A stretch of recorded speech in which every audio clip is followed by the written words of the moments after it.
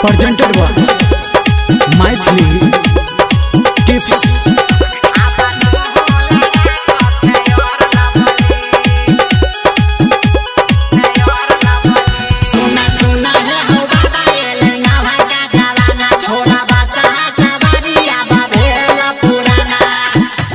तू भोला हो रूप बदली कोला हो बाबा तू रूप बदली अब तू लगा फेयर लबली अब तू लगा फेयर लबली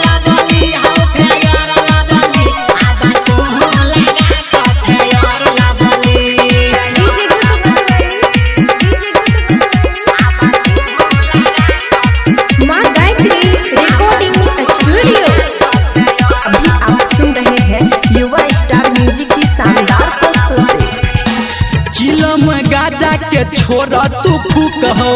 कर नहीं बाबा तू मन के दुख हो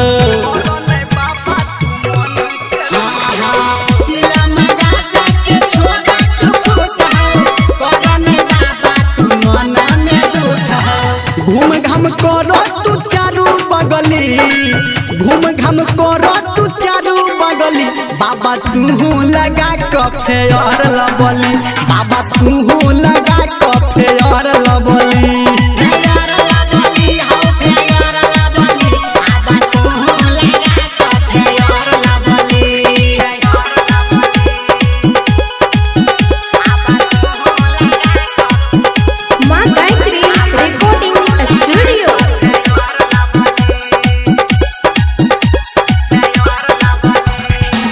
मिर्ग छाला के साइड में राख कह धर्मेंद्र बाबा हमरा दिस ताक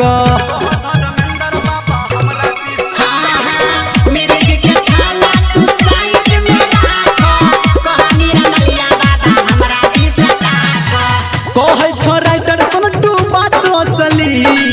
कहे छो संजय गौतम बात असली बाबा तू लगा फेयर लबली बाबा तू लगा